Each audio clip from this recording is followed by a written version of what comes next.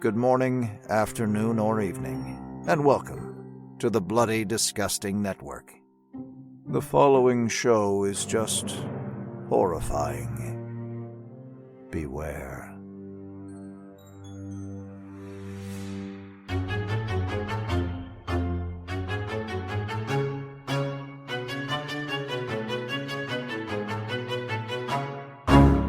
Sheriff, you're not cheating on your wife if you eat my lemon square. Your lemon squares taste like ass.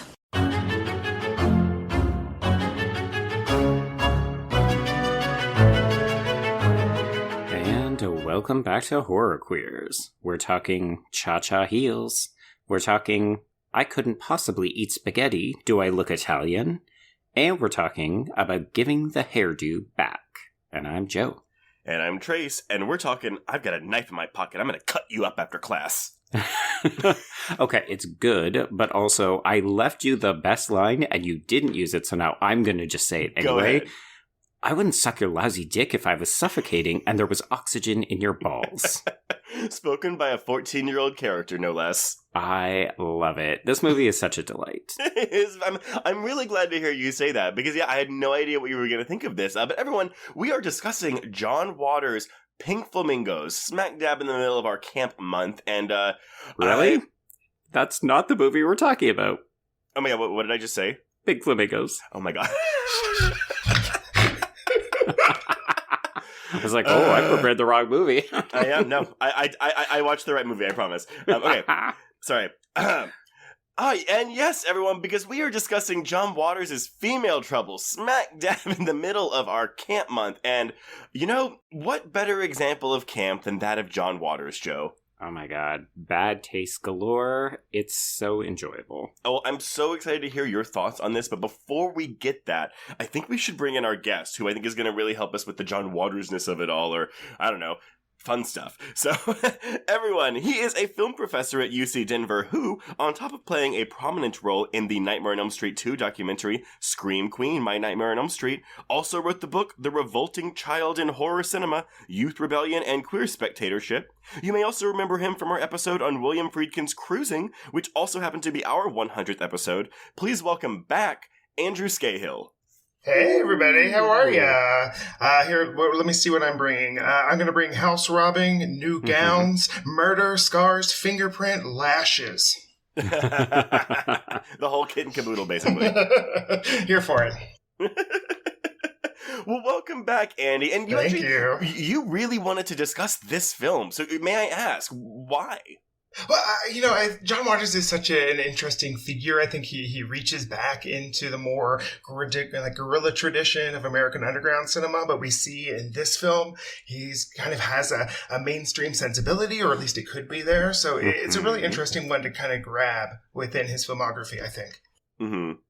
So, what is your relationship with Waters? Have you seen his entire filmography, or have you just kind of seen like a random selection throughout? I'll say a random selection. Looking at the list here, I've seen 7 of them, which is I think is pretty good. Yeah, okay. There's only 11 that you can find, so that's more than half. And some of them, what's funny is that later in his filmography, I think they get less interesting to me, like Pecker or Dirty Shame. But I really like this period that we're looking at now.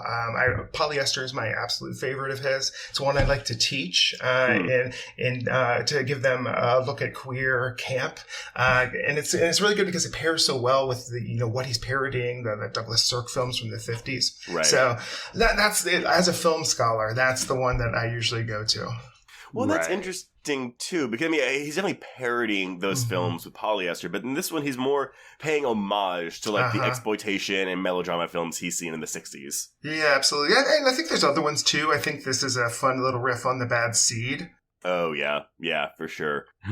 Who had 2 minutes until Andy brought in The Bad Seed. Yeah, right, exactly. It's on my brain constantly, so yes. All the time. Well, and so, Joe, because I know that this was the first time watch for you, and we've discussed, in passing, John Waters before in the show, but what is your relationship with Waters?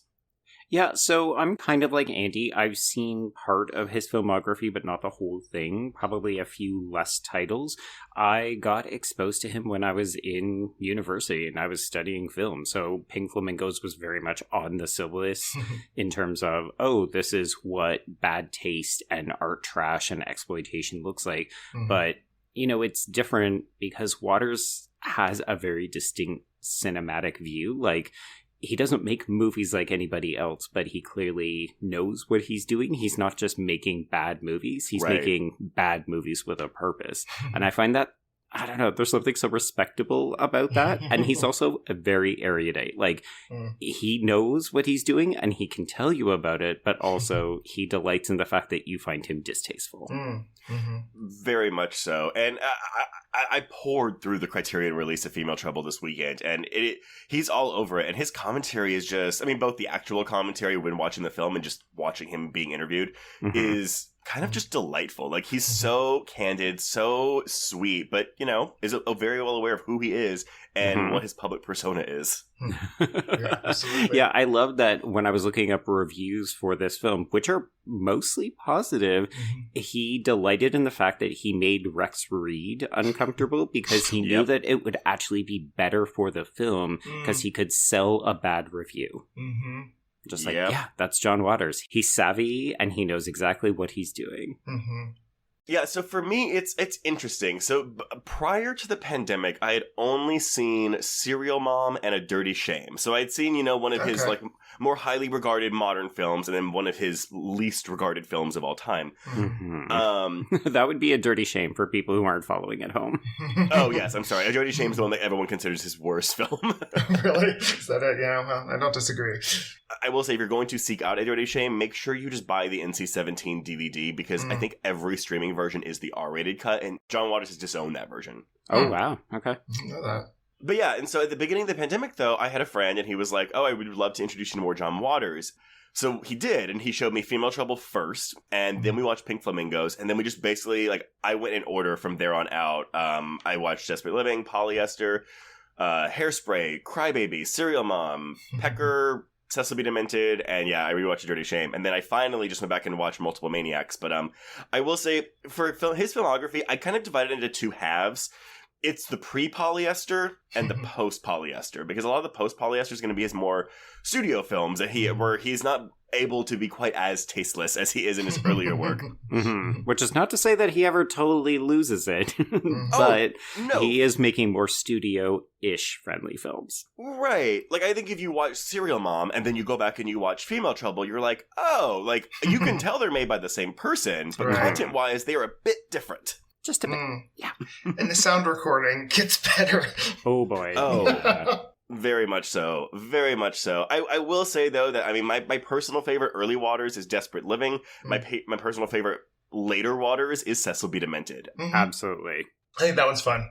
Oh, it's better if you know the movie industry, I feel like, but there's so many jokes in there where I'm like, oh, I feel like if I showed this to, like, Joe Blow, they wouldn't understand half of these jokes. Right. It's tough to say that there's a film student humor, but that's how it feels, you know? Yeah, yes, very much so. So, okay, well, with Female Trouble, why don't we just go into this, okay? So let's do a quick primer for any listeners who may not be as familiar with John Waters and his, I'm going to say comedy troupe, I guess. And that is called the Dreamlanders. So, the Dreamlanders are the cast and crew of regulars whom John Waters has used in his films. So, I mean, it's kind of like, I liken it to the Christopher Guest troupe, although, you know, doing a bit different things. Yeah, you know, I liken it to like Andy Warhol's Factory, you know? Yeah. It's sort of like outcasts and junkies and drag queens that just sort of collected around him. And, you know, John Waters, like Andy Warhol, just loved discarded people. Right. Yes. Yeah. Mm-hmm. And the name Dreamlanders comes from his production company, Dreamland Productions. And yeah, so many of the original Dreamlanders were friends of Waters from his native Baltimore, Maryland. And as you don't know, of course, pretty much every single one of Waters' films are filmed and set in Baltimore, Maryland. The early members of the Dreamlanders included his bad suburban kids he knew from Towson and Lutherville, one of whom is Mary Vivian Pierce, who plays Donna Dasher in Female Trouble. This crowd was drawn to downtown Baltimore by the gay scene, where Divine introduced Waters to David Lockery, who plays Donald Dasher in Female Trouble. Then they started to include the denizens of the Fells Point neighborhood, where Waters' art director, Vincent Peranio, had rented an industrial space that once housed a commercial bakery with 7 other Maryland Institute graduates to use as a cheap studio and a living space. So this kind of became like the HQ for the Dreamlanders. They called it the Hollywood Bakery, and this is where people like Mink Stole, who plays Taffy, and Susan Lowe, who plays the salon receptionist Vicky, and whose baby is the one that Dawn gives birth to in the film, join the Dreamlanders. Oh my god, that story, too funny. Wild, right? So, although Waters has attempted to include many of the same actors and production team members in every single film, not every Dreamlander is used in each of his films. This is frequently the result of the death of an actor, as was the case with David Lochary, who died in 1977 while intoxicated on PCP, Edith Massey, who died of complications from lymphoma and diabetes in 1984, and Divine, who was supposed to be in Crybaby before he died of heart failure in 1988. Other actors like Patty Hearst and Ricky Lake have not been used in every film, but appear occasionally, especially in that period of the 90s. Typically, Waters would discover an actor and continue to use them in subsequent films. The only members to appear in all 12 of Waters' feature-length films are Mink Stole, who's in every single feature-length film, and Mary Vivian Pierce, who's appeared in every feature-length film and all of his short films from the 1960s. Wow. Okay. Yeah. Impressive. You also have Pat Moran, who started acting in a lot of his films, but then moved over to casting director and production manager, starting with Polyester, moving forward from there. Okay, so let's go into Female Trouble now. So shot on a tiny budget of $25,000, which, by the way, was Waters' largest budget at the time. Oh my god. It was produced with many returning members and cast and crew from Waters' previous feature-length exploits, which would be 1969's Mondo Trasho, which, to my knowledge, has never been released. I believe there is a bootleg on YouTube, but supposedly it would cost $1 million to get the music rights approved for this film, which is why it's never been released. Yeah, that'll do it. Music will fuck you up every time. Yeah.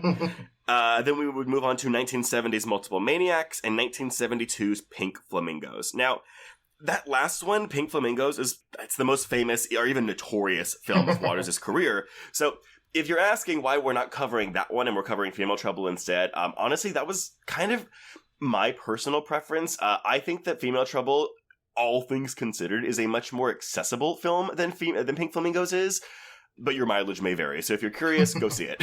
Well, I would also argue that Female Trouble has a bit more of a horrific aspect, so it's a better fit for our podcast in particular. Like, Pink Flamingos to me is really about just trying to shock you with its exploitation and bad taste. Like, folks mostly will know that one because Divine eats a piece of dog shit, which is real. Yeah. And it's like, cool, that's what you need to know. It's like that and Edith Massey eats a bunch of eggs in a crib. Yes, which it was so funny because I had actually seen Pink Flamingos after I saw Female Trouble, and so when we have that joke in Female Trouble where she's like, I don't want any eggs, I didn't get it. Yeah. But yeah, no, I think you're right. And of course, we've had an endless list of requests to cover Serial Mom one day, so we will get there. Yeah, that was the obvious one, which is why we didn't do it. I think we need to get him. We have to start with, like, this is where he comes from. I think it's really important to start here. But yeah, so, I do want to point out that Waters thought that the best thing for him to do would be to not try to top Pink Flamingos in terms of the content and audacity of the film, because if he did, then he wouldn't be where he is today. So, if the content of Female Trouble was a bit much for you, I have some not so great news about Pink Flamingos. So, okay, as with his other films, Waters played an outsized creative role. Now, in this case, serving as producer, director, screenwriter, cinematographer, and co-editor, and also penning the lyrics to the film's title song, Female Trouble. Again, like Waters' other films, Female Trouble was shot in and around his native Baltimore, but this movie is largely an indoor affair. The unique production design afforded by the aforementioned Dreamlander, Vincent Peranio, created Dawn's apartment in a condemned suite above a friend's store. I'll be pulling a few quotes from Ed Halter's article, Spare Me Your Morals, which is included in Criterion's 2018 Blu-ray release of the film. And just, regarding the film's overall sets and production design, he says this: the clever aestheticization of budgetary necessity has its roots in the 60s underground movies of Andy Warhol, Andy, and brothers George and Mike Kuchar, all of whose work inspired Waters to take up filmmaking. Warhol, the Kuchars, and the rest of their generation, however, were more interested in dissolving the boundary between art and life, and their films have a tendency to fold back into historical records of their own creation. Rather than giving Female Trouble a documentary feel, Waters' use of real-life backgrounds only heightens the extreme artifice of the film's dramaturgy, dialogue, and plot. Here and there, Waters sneaks in mini homages to his favorite movies. Dawn's go-to dancing outfit recalls the opening nightclub sequence of Faster Pussycat, Kill Kill. The arrangement of Concetta and Chiclet's bouffanted heads while they're sitting on either side of Dawn's bed is a direct reference to Valley of the Dolls. Oh. So it's things where, I mean, I don't know, me personally, I'm kind of like, oh, I'm not going to catch these things because I wasn't a child of the 60s and I also haven't seen a lot of these films. But it does kind of also give that Tarantino feel, right? Of where he's doing a lot of homages and pastiche while still making something his very own beast. Right. Yeah, it's almost like he's making a version of that film kind of like unfettered by censorship. Oh, very much so. Very much so. So this is all kind of funny, though, because Waters is on record as saying that he wanted his movies to look like Hollywood movies, but of course they never really did. And of course you can see the poor production values all over the place in something like Female Trouble, but that's part of his early work's charms. You know, he had everyone yell in his movies because he had terrible sound. He's saying, it's not their bad acting, it's my bad directing, or good directing, you decide. He also wrote the longest lines for everyone, which was not only a struggle for Edith Massey, who he at one point had to threaten to kill her cat if she didn't get her lines right. But also for everyone else, because there was almost no coverage. So when someone was giving a 3-page single-spaced monologue, if they messed up once, it was cut, start over. Oh, God. Yeah.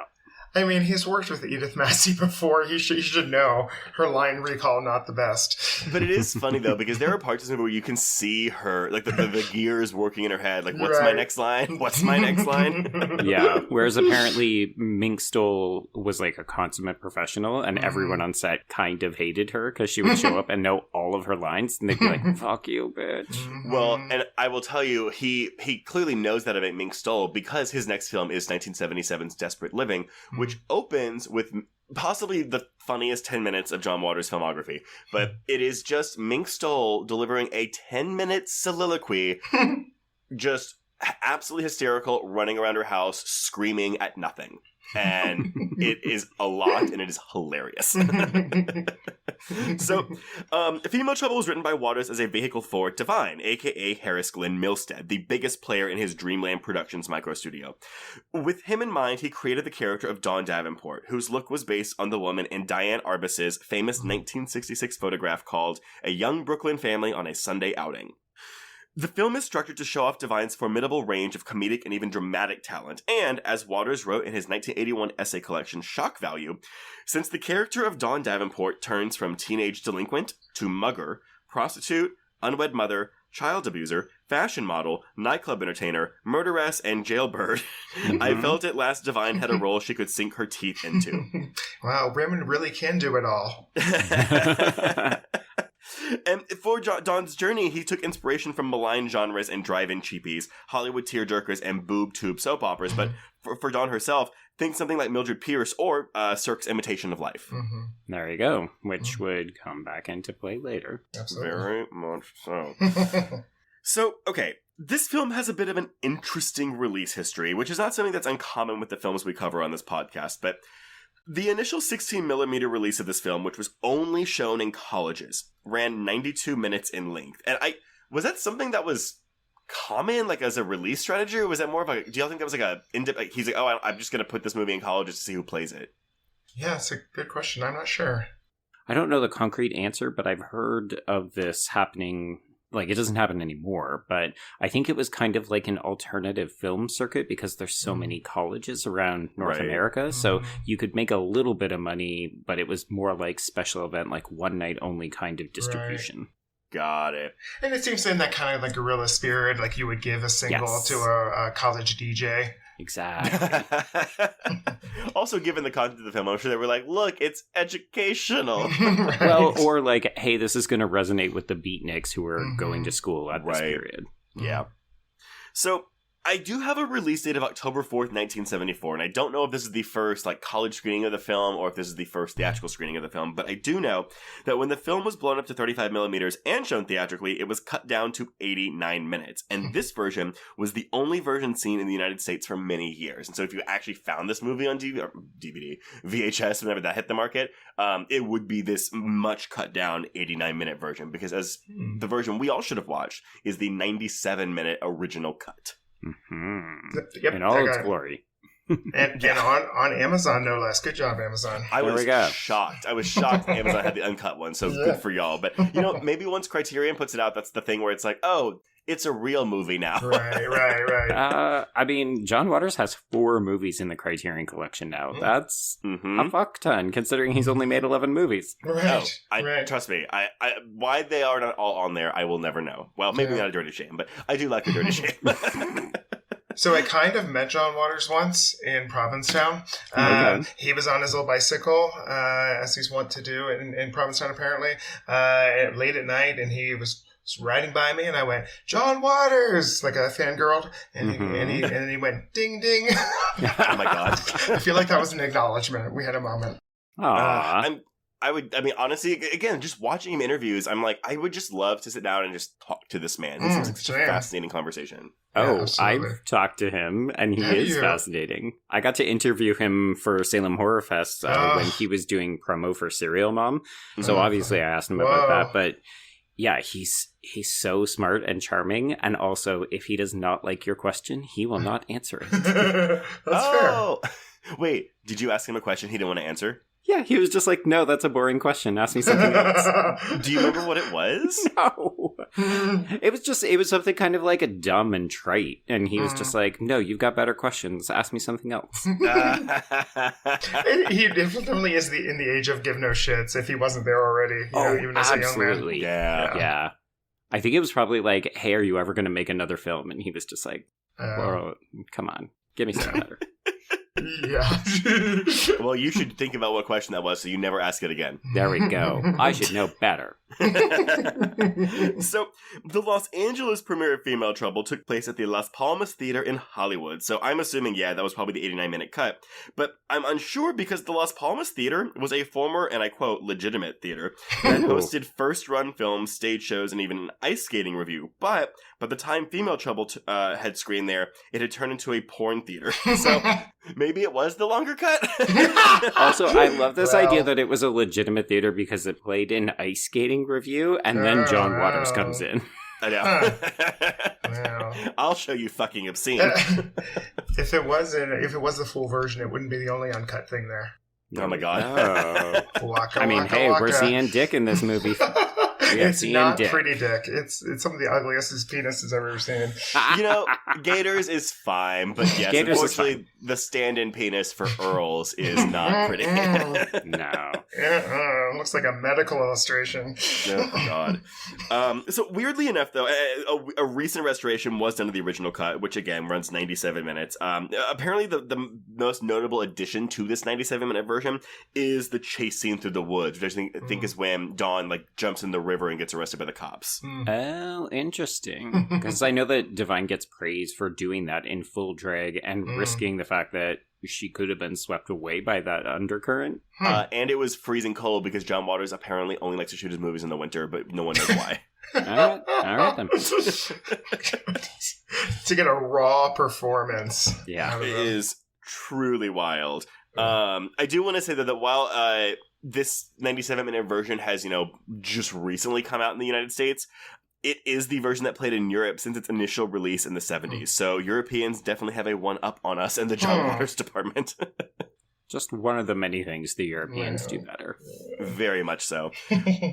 For reviews, as you said, Joe, this does have a very, very good reviews, but here's the thing. So we've got an 88% on Rotten Tomatoes with an average score of 7 out of 10, and then Letterboxd users have given it a score of 7.8 out of 10. But speaking about the film's reception at the time, Waters notes that while Pink Flamingos was a big hit, Female Trouble was not.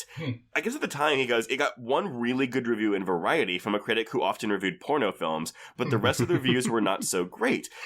Even from critics who liked Pink Flamingos, they didn't know what to make of it. They didn't hate it or anything, but they were perplexed. In fact, People saw Female Trouble after having seen Pink Flamingos and asked Waters if he had sold out. Oh my god. This is a sellout? Yeah. Yeah, I guess because it's not as confrontational or it doesn't have as much provocative material as Pink Flamingos. He's not trying to top Pink Flamingos, and therefore he sold it. Okay. Yes. Right. Also funny, the original working title of the film was Rotten Mind, Rotten Face, but... And smart man as he is, Waters changed it because he didn't want to risk having hostile film critics using the headline, Rotten Mind, Rotten Face, Rotten Movie. Fair. Joe, as you said, yes, a scathing review came from Rex Reed that was so bad, and the exact quote was, "Where do these people come from? Where do they go when the sun goes down? Isn't there a law or something?" This was used in the film's marketing and put on early VHS copies of the film. I love that. People should know, if you don't know who Rex Reed is as a film critic, he is a fucking dick. Like, not even like, haha, he's funny. It's just like, he's a terrible film critic, and he makes all of us look bad by association. Because he had a controversy because he wrote a review for a movie he had already stated he walked out of. But he also, like, I think in his review of Identity Thief, said that Melissa McCarthy looked like a human-sized trash bin or something. Oh, lovely. He also criticized Children of a Lesser God when Marlee Matlin won the Best Actress, and said that playing a deaf person playing a deaf character wasn't really acting. Ooh, God. Lord. Dick. Anyway, so if you see that, he sucks. Good for the movie. There we go. Nevertheless, as the years went on, people liked Female Trouble more and more, and Waters thinks that today it's the most popular of the Divine movies among audiences, but it's also his personal favorite Divine film, and he admits that it's better made than Pink Flamingos is, which I think that's pretty clear. I would agree with that, yeah. I will point out, though, Desperate Living does have a character that was supposed to be played by Divine, but he was doing a play at the time. So the woman who plays the salon receptionist, Vicky, in this one, plays the role Divine would have played in Desperate Living. Yeah, okay. Before I pass the baton off to you, Joe, I just wanted to point out that pretty much all of Waters' films are 85 to 95 minutes in length, and when asked if this was intentional, Waters said that it was because, and I quote, "there is no such thing as a good long joke." That's funny. Oh boy. So I'm not going to draw explicit reference from it because it's almost better served if you haven't seen the movie and you need to refresh your memory on it. But there's a really good book called Female Trouble by Chris Holmlund, and it's part of a queer film classic series. It's a ton of interviews with surviving castmates as well as John Waters, but it goes into a lot of the visual aesthetic and like what they had to do to make the movie, and it's quite fascinating. So I would recommend that if you are interested in this film in particular. I will say, too, I think John Waters has a few books of his own that I've heard are also very, very, very good. All right, let's kick it off. So, yes, we do get a titular theme song sung by Divine over the credits, and then we get our first title card, because the film is treated almost like a biography of Don Davenport. So we start in youth, 1960. This is where we're introduced to Dawn Davenport in high school, and she is brash, she is opinionated, she doesn't have a great deal of respect for any adults or rules. I love it. This is such a good opening to a movie, too. Like, it's kind of weird, though. It's, again, this kind of weird value of, like, looking at 28-year-old Divine playing this, like, 16-year-old girl. Yeah, and I love it that it's not even remotely convincing. Neither she nor Concetta, who is played by Cookie Mueller, or Chicklet, who is played by Susan Walsh, they all look like mid-30-something adults amongst teenagers, and it's hysterical. It's great. But again, I mean, it's not far off from what we would see in the 80s, right? Or 90s or 2000s or yeah, exactly. It's really only now that we're getting, like, 20-year-olds playing 18-year-olds. Right? This is what we call progress, folks. Did you guys know something about Divine's wig as a young woman? No, what's up? So every other female in the cast, their wig is sort of blonde out, and then you see the dark roots, right? So I'm suggesting that they bleach their hair. Hers is like the opposite. For some reason, she has light roots and dark hair, and it's very strange. It's kind of like uncanny for me. Like, why would a brunette dye her hair darker? But apparently, Dawn Davenport did. That's just the class she is. All that class. Well, she probably thinks that it makes her look prettier because Dawn Davenport is nothing if not pretty. Yes. No, she is beautiful, and that beauty will only be enhanced by committing crimes. This is true. Yes. So early on here, when she's in high school, the only thing that Dawn Davenport truly wants is a pair of black cha-cha heels for Christmas. So fucking bad. She really wants those things. So when this does not happen on Christmas Day, Dawn knocks down the tree on top of her mother and runs away from home. Okay, but like, there's a lot going on here. I'm underselling it, yes. I mean, well, because we're also skipping over the entire thing with the meatball sandwich in the classroom. Well, I can't tell every joke or else we're going to be here for like 6 hours. You know what? That is fair. That is fair. Okay, so basically, Dawn is a bully at school, kind of, and she doesn't put up with anyone's shit, but...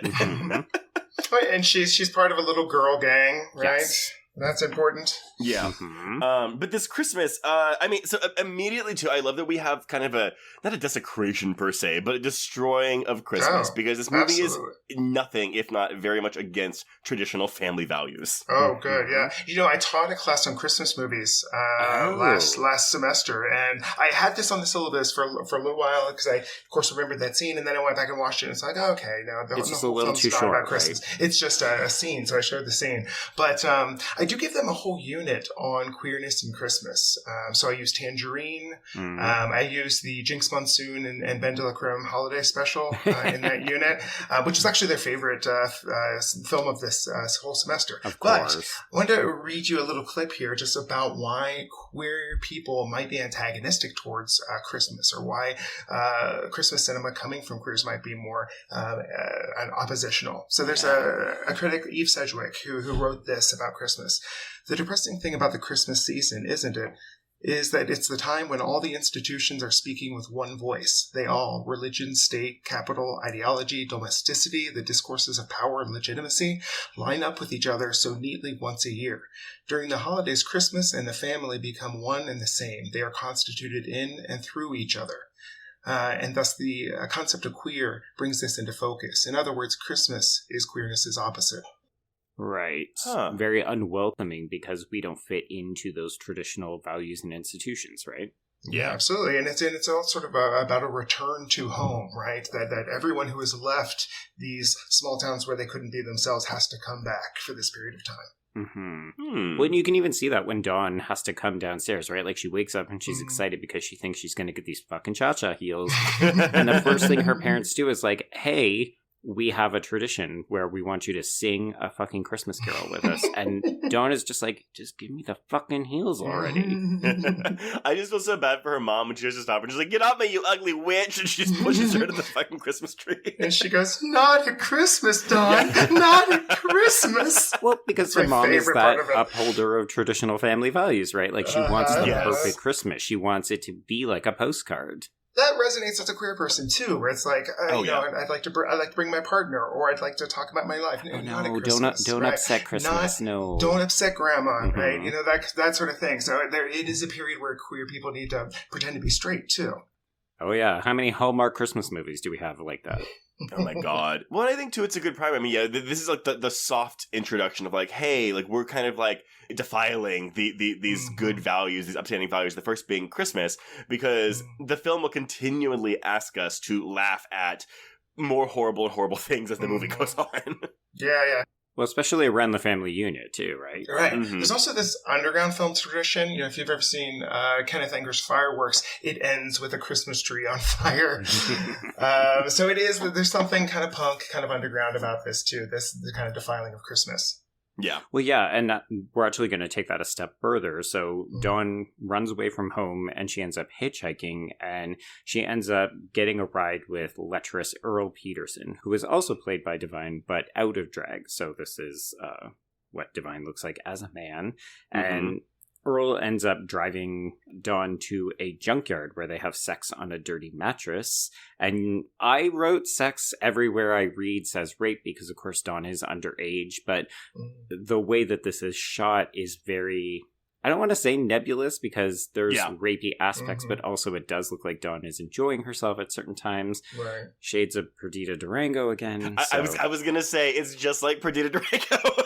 Which I didn't think, because I did remember this scene as a rape, but you're right. Mhm. Like, it starts, and honestly, the way that Dawn is reacting, it isn't super clear how she feels about it, but then when he starts going down on her, and we have those, John Waters' signature, like, slobber effects, Mhm. and she's just going, eat it! It's like, okay, so you are liking this. So I get why you're like, oh, which term would you use for this? But Mhm. Yeah. It's also kind of in that rhetoric of 70s porn that Right. was, it's kind of fetishized non-consent, but of course the woman eventually gives over to pleasure, Yes. very much in that kind of mode. Yeah. I always wondered, like, did someone say go fuck yourself, and that's how they got the idea for this scene? Right? well, he does. Whenever people would ask Divine, Uh-huh. whenever people would yell that at Divine after this movie came out, he actually would reply with, "I already did that." That's perfect. Well, and of course, we're programming this as part of our camp series, and I feel like there's something inherently campy about watching an actor have sex and or rape themselves. Yeah. Mhm. And we can presume that this is still happening on Christmas Day. Yes, absolutely. Yeah. And it looks Yeah. so cold. Yeah, we would also be remiss to not address the fact that there's a very campy shot of Earl removing his pants, and you just see this giant skid mark down the Oh, I was back of his wondering if you were going to underwear. mention that. That's Yes. that was. I don't not care ready about for- the meatball sup, but I will talk about skid marks. No, that and that's. I mean, again, it's really just those slobbering sounds for me. Like, And you say this as someone with a dog. gross. So yeah, but they don't make. It's like this. Whenever I'm watching a John Waters movie, if there's a weird sound effect, I'm like, oh, that's Waters. And I always go back to Hairspray, because Hairspray has a scene where Amber's mom is popping her zip, and when it pops, it makes this sound. It's just so big. It's just so over the top. God. All right, so we don't have another title card, but we can presume that it is somewhere around 9 months later, because we see a very pregnant Dawn who is dressed in a lime green dress walking it. down the street. The fashion in this movie is a whole vibe. Right? We're talking about color a few weeks ago in Scooby-Doo, and now here's more color. Oh, man. It's so good. It's so refreshing. So Dawn calls Earl demanding money, and yes, he does tell her to go fuck herself. So she goes to the Hotel Albion, and she goes into labor on a random couch, gives birth to Taffy, and cuts the cord with her own teeth. So this birth scene was saved until the end of shooting because, as I said, Susan Lowe, who plays Vicky, the salon receptionist, she was pregnant during all filming, and they waited until after she gave birth so they could use her baby in this scene, and they covered it in like fake blood, and the umbilical cord was fashioned out of condoms filled with liver. And Divine really did bite that thing up. Okay, but you're missing the best part, which is that the actress's mother had flown in from England, and she comes to set to see, oh, there's my grandchild being held by this drag queen and simulated, like, ripping of the umbilical cord. I mean, this is just... I mean, it's not the so funniest much. thing. It's so good. Well, here's the thing. If folks are new to John Waters, if you have gotten to this point and you're like, what the fuck is this? It's so cheap looking. It's badly acted. I can't deal with this content. This is not for you then. Well, and I think it's important to say, though, I mean, like, a reason that we wanted to cover this, Joe, I mean, or just any John Waters, is to talk about what camp is, right? Because we even are guilty of saying, oh, that's really Camp B, or that is camp. And I think to look at something where this is your textbook definition of camp, let's have this as a reference point moving forward. Sure. Yeah, for me, this is our entry in bad taste camp, where it is intentionally designed to be off-putting, and that is part of the appeal. And if you don't get it, then it's just not a vehicle for you. Right. It's also a subcultural code, right? Like if you don't get the parody, if you don't get the exaggeration and how that's directed, then it's probably not your style of humor. Mm-hmm. Yeah. I can say you can come around on it, though. Like, I found Pink Flamingos very confronting the first time I saw it because I had never seen a John Waters film. So I was just like, this just seems like schlock and shock for schlock and shock's sake. I say that 5 times fast. And here I was just like, oh, okay, no, I'm actually really starting to appreciate the nuance and the detail and even the craftsmanship that is going into this movie. And it's part of the reason why I think Female Trouble is a better film, because even stuff like the set design feels really purposeful, even when it is garish and ugly.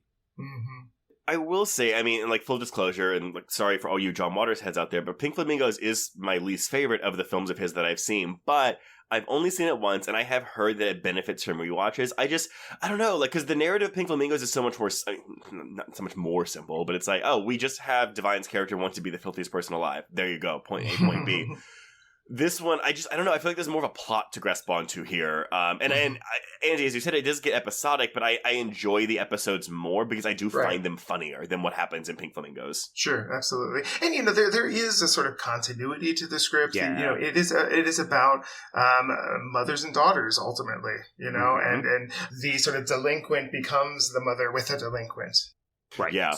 Well, I think for some of these early Waters films, too, like, I mean, I will admit, for even Female Trouble, I think as the film nears its end, like the last 10 to 15 minutes, I'm kind of like, all right, let's end the movie. Let's go. Yeah. And I felt like that for the majority of Pink Flamingos. Right. So we move into the next stage. We get a new card that says Career Girl, 1961 to 1967. And this is basically just a montage, and it's done working as a diner waitress, as a go-go girl, and as a sex worker on the street. And the final part of it is she and the girls beat up a drunk, and this transitions into the early criminal stage, which is 1968. But, okay, I do love that when we see the girls that are robbing people in the street, because they're supposed to be wearing, like, you know, like stockings on their heads. I still don't know what they are wearing. Well, because they don't want to fuck up their hair. So they're wearing, like, veils.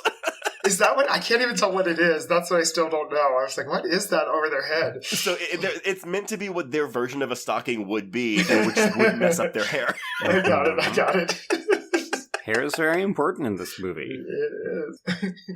All right, so Early Criminal introduces us to 8-year-old Taffy, who is played by Hilary Taylor, and she is a demanding, homeschooled young girl who Dawn abuses/disciplines by chaining her in the attic. So, this kills me. So, it's just funny to watch her, because we're watching child abuse happen, and the film is asking us to laugh at it. Yeah. I mean, this child is also the biggest brat. Like, she is... You almost want her to be disciplined, and then you see it, and you realize, oh no, I didn't actually want that after all. Okay, but like, the second watching them take her upstairs, they're just holding like one of her legs and one of her arms. And then we cut to see that they're about to chain her to a bed in the attic. Yeah. It's jokes that could not be made today. Oh, God, no. Well, but I kind of wish they could, you know? Like, I wish something like this could get released and not, like be... I know it's going to be offensive to some people, but, like, I feel like now, people would really attack this or lobby against this film more so than they did in the 70s. Oh, sure. Right. John Waters himself has said, like, there's a line here that would just immediately cancel the entire movie. I think it's Concetta. It might be Chicklet. One of them says, I'm so glad I had my abortion. Right. Yeah. Well, and it's so funny because I couldn't ever figure out, like, you know, why, as you said, you know, 4 of Waters' films are on Criterion. I was like, oh, I'm surprised they haven't done Desperate Living. And my friend was like, well, I can tell you right now that might be hard because there is a shot of 2 naked children in the movie that I think might be too much for some people. I mean, I guess it depends how it's portrayed, right? Like, Criterion isn't afraid of controversy as long as it's art. Yeah, the kids are playing doctor in the scene, but then Mink Stole in her 10-minute soliloquy is walking in going, the children are having sex! And then she yells at the boy, why are you raping your sister? Oh my God. See, we're all laughing, so... But actually, and with the character of Taffy too, so going back to Ed Halter's piece from this Criterion essay, he says, Female Trouble rejects the American norm of treating the typical straight family as sacrosanct.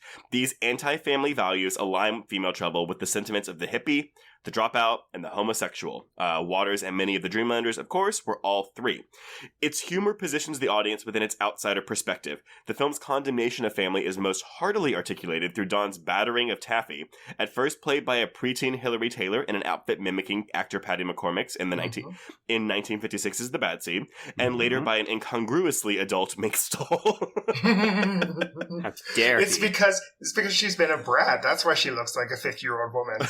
Yes. Look at your face, Taffy. For 14, you don't look so good.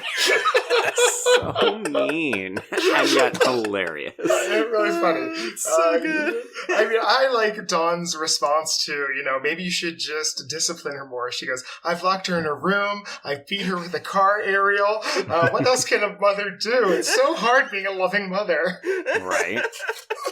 Because, of course, Dawn is trying to be a better mother than she had by not giving Taffy anything she actually needs to, thrive or maybe even survive. Like, there's a moment later on where she says, oh, Taffy, we just don't have enough food for you. And you're like, oh, I think Dawn thinks that she's a better mom than the mom she had because that bitch didn't give her no cha-cha heels. And yet, you're just like, Dawn, come on. I don't know if I believe that, though, because she doesn't ever seem for a second to care about Taffy. Well, I think because Taffy is just a disappointment, right? It's also, in a way, if you want to think of this as a melodrama, Taffy is a reminder of, where things start to go wrong with Dawn. Because Dawn leaves home, presumably to find something better, and it just immediately winds up with her getting an unwanted pregnancy that she can't.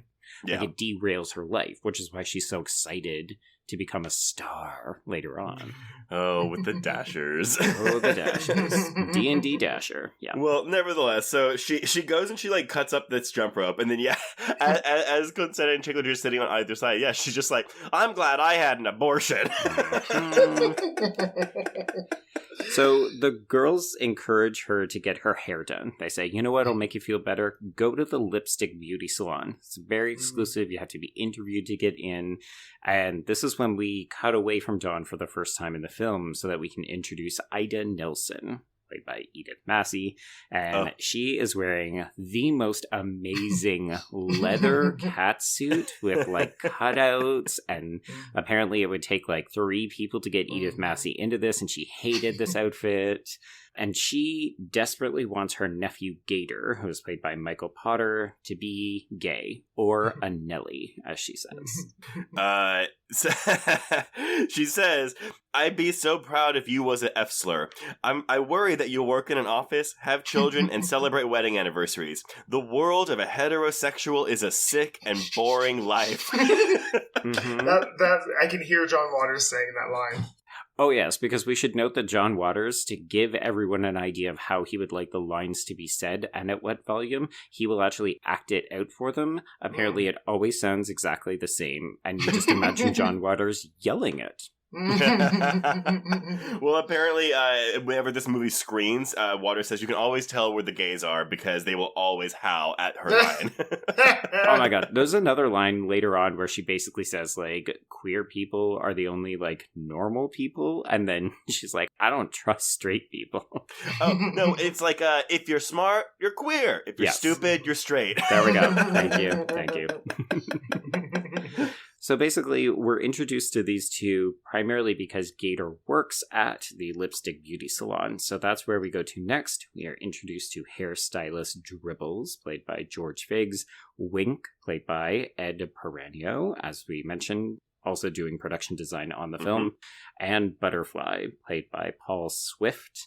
And this salon is owned by a eccentric couple, Donald and Donna Dasher, played by David Lockery and Mary Vivian Pierce. And they personally interview all of the new clients at the behest of receptionist Vicky, Susan Lowe. And basically Dawn comes into this when Vicky says that she thinks the Dashers will like Dawn because she seems especially cheap. It's so funny. Just like, oh my god. Like, so many of these lines, you're just like, but you can't say that. Well, because when they bring all the girls to the Dashers, Dawn is like, oh my god, look at that one. She's putrid. Come on, get out. And then she's like right there. Mm-hmm. Well, like, one of them has a regular job, so they're just like, no, go to this other terrible place. Telephone operator. You can go to the wig shop. What's wrong with the telephone company? So Dawn endears herself to the Dashers by calling herself a thief and a shit kicker. And then she specifically requests Gator, because of course the girls have said, try to get Gator. So we just see her getting her hair done, and then she and Gator are dating, and then they're getting fucking married. In a bush revealing wedding dress. Oh my God. And like, this is an actual church that they finagled somebody into giving them for the day, because apparently he was a fan of John Waters. But it's like, can you imagine shooting the scene with Divine wearing a see-through white gown that exposes her nipples and pubic hair? So I will tell you this is actually the second time they filmed in this church, because they did film a scene in this church in Multiple Maniacs. And what happens in that movie is that Divine is raped by Mink Stole, but using a rosary inserted into her anus. Oh my god. In this church. Oh boy. Wow. Oh boy. But by the way, the climax of Multiple Maniacs is Divine getting raped by a 15-foot lobster. Of course it is. I've seen this clip, yeah. Like, why wouldn't it be? What's funny is that one actually is the only one of Waters' films besides Serial Mom that's really labeled a horror movie. But that's just a plot of like, it's like a band of like, almost like a low budget circus who they're like, oh, like, you know, we have a puke eater here, we have this woman, blah blah blah, and then they basically rob their patrons at gunpoint, and then basically Divine decides to start killing everybody, so she goes on a killing spree. Okay. Have you guys seen the documentary about Divine? I think it's called I Am Divine. No, and I think it's available to like not to stream, like on VOD on Amazon Prime or something. Definitely that. I feel like I've watched it on a streaming channel though, maybe Hulu. Yeah. That is where I've seen that clip from Multiple Maniacs for sure. I mean, I'll just tell you right now, like, not knowing this was going to happen, it's just like the lobster just comes into frame, and it's about 2 minutes, like 2 full minutes of her just screaming as this lobster humps her. Gotta get to that 85-minute mark, right? Yeah, exactly. Exactly. It's a long enough joke. More lobster footage. There we go. We don't have coverage. More lobster footage. Andy, would you recommend the Divine documentary, though? I would. It was really informative about Divine's life and kind of her separate from John Waters as well. Yeah. It's encouraging to read interviews. Like, obviously we know who John Waters is because he's such a character, but it's nice to hear that Divine almost sounds like some of the horror icons where you think they might be one thing, and then apparently they're just absolutely genuinely warm, heartfelt people. Like, all the set interviews that I was reading in the book about this film said that, you know, Divine was just like so great with people's kids and really warm and just like quiet and stuff. And you're like, oh, that doesn't mesh at all with what I would think of this person. Well, right, absolutely. And it's interesting, too, because I didn't know this about Divine, but John Waters, in one of these interviews, is like, you know, a lot of drag queens hated Divine because Divine was making fun of them. Like, a lot of her drag, like, she rejected, obviously, norms, but she rejected also the norms of drag and was doing very much her own thing, making fun of a lot of drag queens, which is why people didn't like her. And I thought that's kind of ironic, considering how, like, prolific she is. Or, prolific he is. Right. Well, and also, if you think about where drag has come now, where it's, like, basically all about reading challenges and like throwing shade at other queens so that you can get more notorious and stuff. Okay. Yeah. Okay, so Dawn is now a married woman. So this is 1969. We get another kind of like montage sequence, and this is where we see Dawn catching Gator cheating on her. Ida throws garbage in her backyard, and Dawn retaliates by throwing a mackerel at her. This scene where she catches Gator cheating on her. So we get a full-on cunnilingus scene. Like, this girl is sitting on his face. We see his dick and her vagina. But apparently this is the one scene that censors had trouble with at the time of the film's release. So They said that the woman could sit on Gator's face, but could not move. And they had to cut the scene of her vagina showing, but not his dick, weirdly enough. So the censor woman handed John Waters scissors and made him cut the film in front of them. Wow. Okay. Wow. That's a demonstration of power, right? Well, Exactly. It's kind of interesting because I've been listening to Karina Longworth's You Must Remember This sequence, which is talking about like films in the 80s. And a lot of them would apparently get heavily censored by the MPAA. And then the directors would be like, yeah, I'm totally going to make those changes. And then they would just not make the changes and release the film and no one would catch them. So in some ways, part of me is like, well, at least this woman was saying, no, I need to see you do it in front of me. Wow. Well, I mean, luckily for us, John Waters apparently just keeps everything in his attic or something because he has all this footage that he can just add back in whenever he wants. So one thing we haven't talked about yet is the amount of wallpaper in this movie. And how crazy some of it is. Like, I don't even know what this bedroom wallpaper is. I thought it was like a galaxy, but now I'm looking at it and I think it's just splashes of like spray paint or glitter. I can't tell. I was actually shocked when I read that a lot of these were already existing indoor spaces because some of these look like just cardboard that has been mocked up to look like a wall. Yes. Yeah. Like, especially when we get to the Dasher's kind of office hallway and you're just like, oh, that looks not real. There's something super fake about this. Oh, gosh. I mean, they're really intricate sometimes. Like, Edith's home is decorated in these oversized playing cards on the wall. Just like that. Did they get a deal at a wallpaper shop? Maybe. I mean, but my absolute favorite room in the entire movie is the one that the Dashers gift to Dawn with the birdcage. Oh my god, yes, of course. It's so red. Amazing. It looks like a fucking Christmas present. Yes. Which is like, I feel deliberate because it's meant to mirror all the things that Dawn didn't get in the opening Christmas sequence. Yeah, absolutely. But we're not there yet. We're only now just getting introduced to 14-year-old Taffy, because it is 5 years later, 1974. Obviously, she is now played by Mink Stole, and this is the last time jump, by the way. We will always be in this time period moving forward. Correct. Yeah, it's like you keep waiting for another title card, and it's like, nope, this is where we are. We're now. done. So our introduction to Taffy is she walks in on Gator and Dawn in bed where they are playing toolkit sex. So we're using a hammer as well as needle nose pliers. Like he is fucking her with, by her request, needle nose pliers. This is also where we get the line about, I wouldn't suck your lousy dick if I was suffocating and there was oxygen in your balls. And then we also get multiple uses of the R word. Yeah. Because that is apparently what Taffy is. Yeah. Yeah, this is one of those things where you're just like, okay, the language is completely inappropriate nowadays. The joke itself, if we could find a different way of proposing it, like, I almost wonder, would it still work if you were just like, Taffy, you're stupid. Hey, Taffy, you're very dumb. Well, it's about the character, right? Like, the characters from this, subculture, that's how they would speak, right? 100%. They're uneducated. Well, but I mean, okay, like, obviously I know that using that word is way more taboo now than it was in 1974, but was it considered a taboo word in 1974? I don't think so. To be honest, I don't even think so.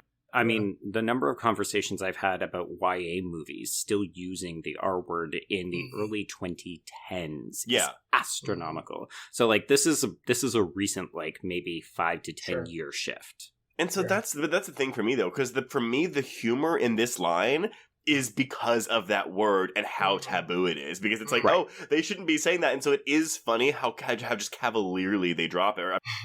And so, I mean, again, we go from, I am not R-word. Oh, yes, you are, Taffy. Look in the mirror. For 14, you don't look so good. It's because you've been such a brat all your life, and all that brat is showing in your face. The face of an R-word brat. Oh, man.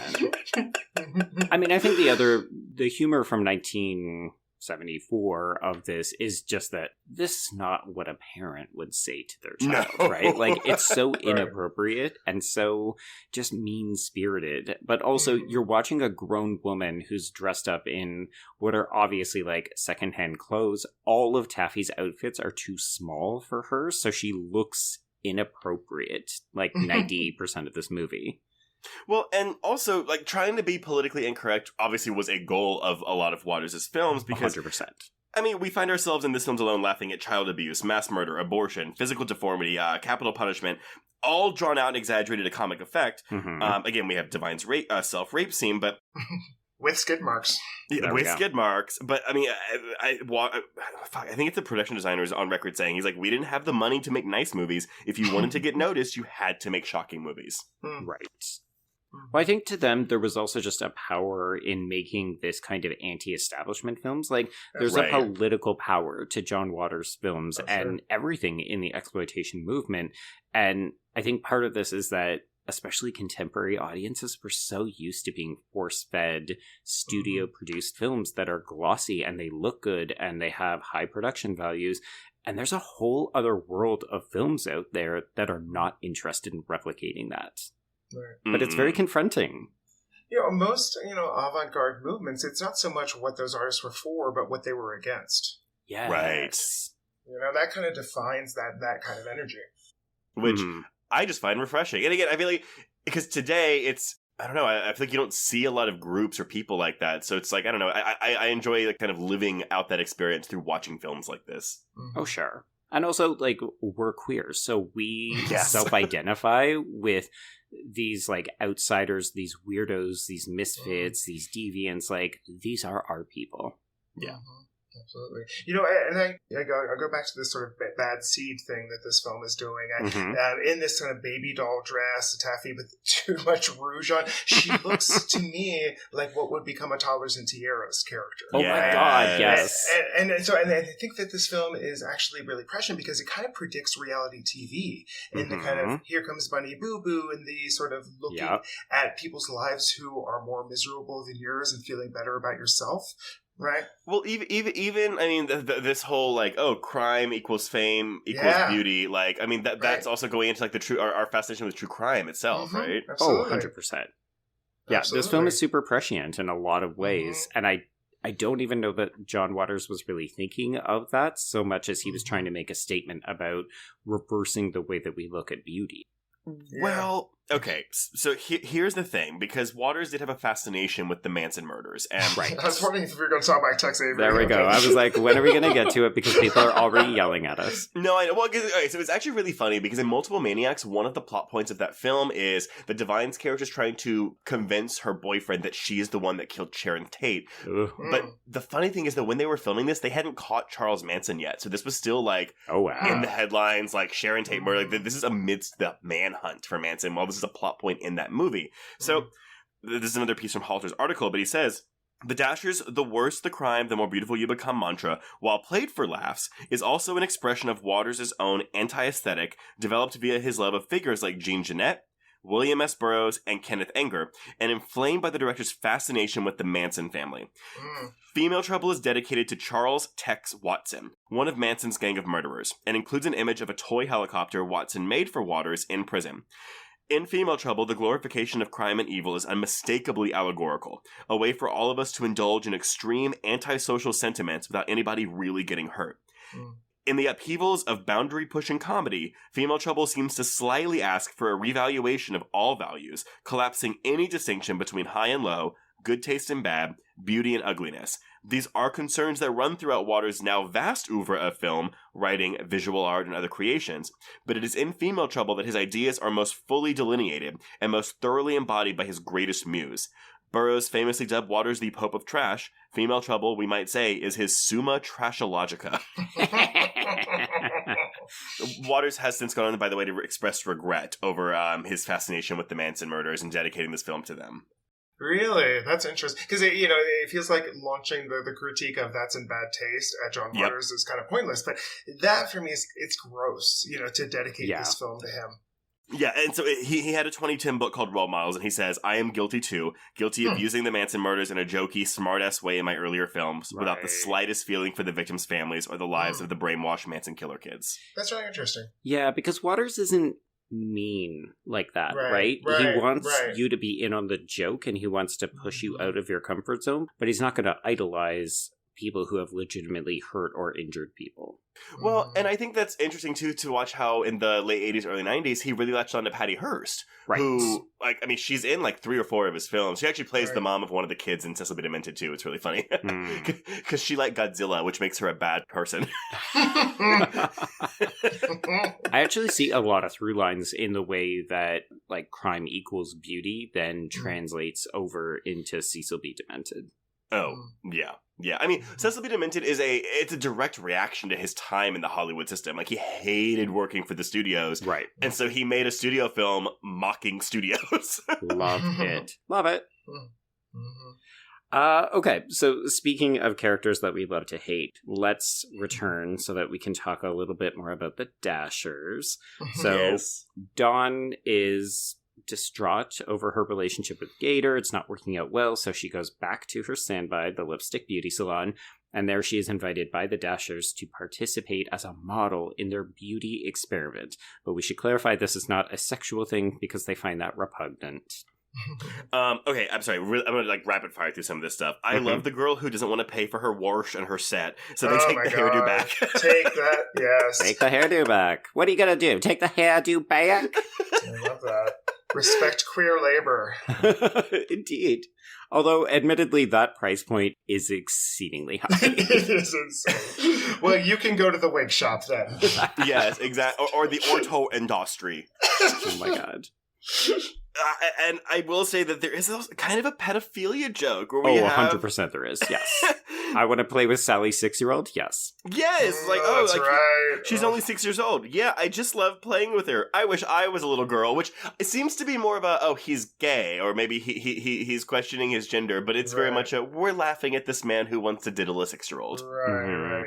Yeah, it feels like it starts as a pedophilic joke, and then it transitions over into, maybe he's actually an innocent who just wants to play with someone who is, as naive as him.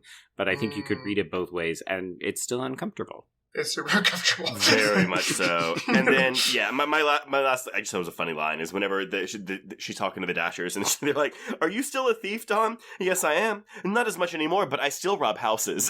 Yeah. Because we see them literally bring a TV into her apartment earlier, and they're like, "I think we can get $10 for this." I do think because the reason we have the Dashers as the villains, though, it's interesting that they're the ones that don't like sex, right? The villains of the film hate sex. So that's obviously, I love that. Oh, sure. And they're also the most established ones, right? They represent, even though they're clearly not good people, they are still the closest thing we have to an institution in this film.